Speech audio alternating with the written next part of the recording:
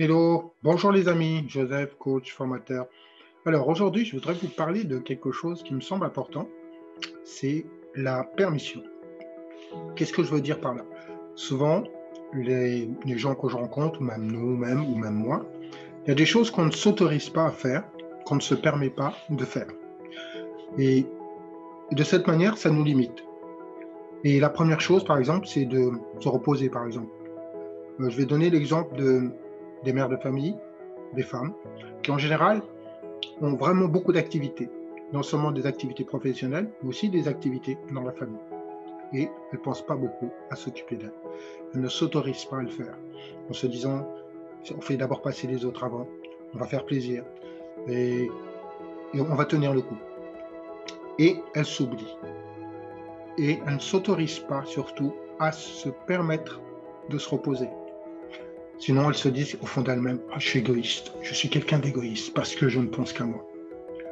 Mais j'aimerais juste vous dire quelque chose qui me semble super important. Si vous êtes fatigué, si vous êtes mal dans votre peau, si vous êtes crevé, est-ce que vous pensez que vous pouvez vraiment être utile aux autres, aux gens que vous aimez? À votre avis, la réponse est non. Ils ont besoin de vous avec toute votre énergie, toute votre vitalité, toute votre joie de vivre. Voilà. Et c'est important donc de vous écouter.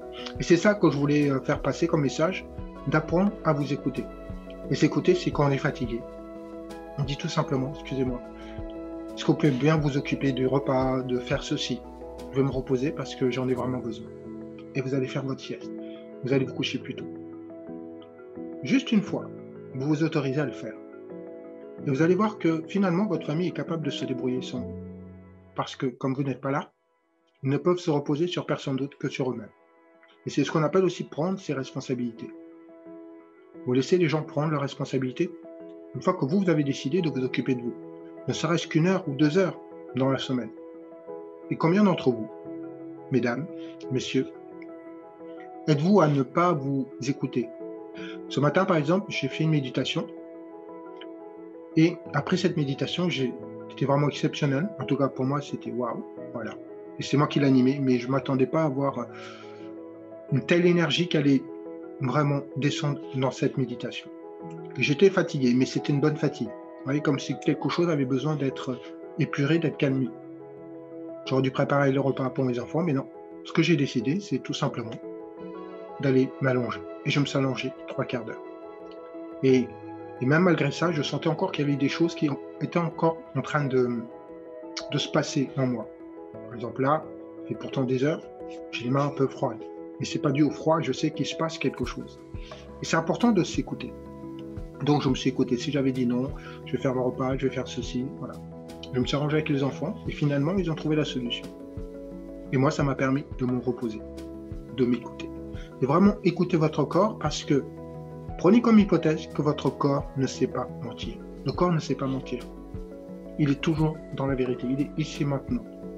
Il ne dit pas hier j'étais là-bas, demain je serai là-bas. Non, c'est le mental qui fait ça. Mais le corps physique, lui, il est toujours là.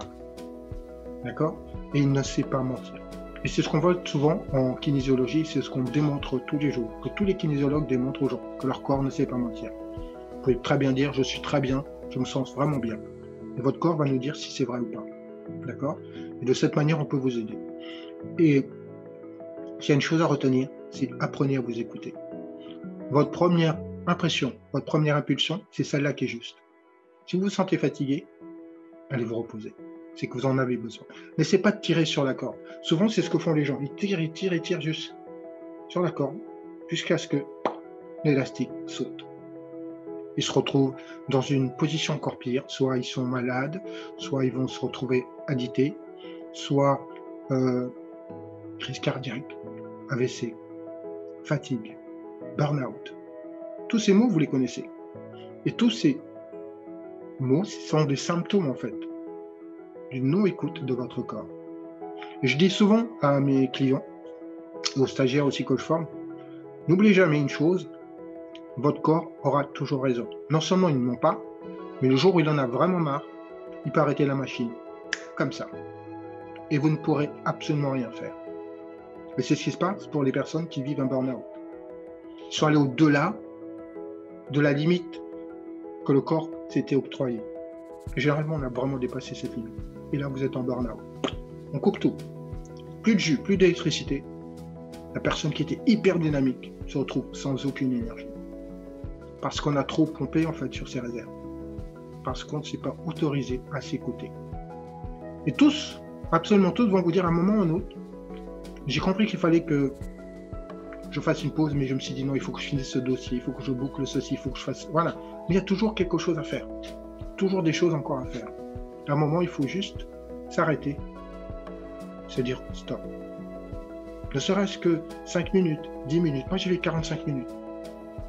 Mais c'est important de savoir s'écouter, de se respecter et de se permettre de le faire. Et si vous le faites à ce moment, vous allez voir que vous serez beaucoup plus efficace et vous en porterez mieux. Et les gens que vous aimez en profiteront vraiment. Plutôt que de vous voir dans cet état de burn-out ou d'être suite à un AVC. Voilà. Ils vont s'occuper plus de vous, certes. Mais si vous aviez juste écouté avant, vous n'auriez pas eu besoin de ça. Voilà, donc c'est vraiment ce que je voulais partager et que c'est à la portée de tout le monde. Il faut juste l'accepter, l'accueillir. Et elle passe d'abord par l'écoute et l'autorisation. Voilà. Donc, une dernière chose, pensez à vous abonner à Femmes au pluriel et puis vous recevrez ainsi les autres vidéos. Et puis postez s'il y a des domaines que vous avez envie que j'aborde, je le ferai. Et si ce n'est pas dans mes capacités, j'inviterai un collègue, un ami, quelqu'un dont c'est l'expertise pour en parler. Voilà, sur ce, je vous embrasse, à bientôt. Bye bye les amis.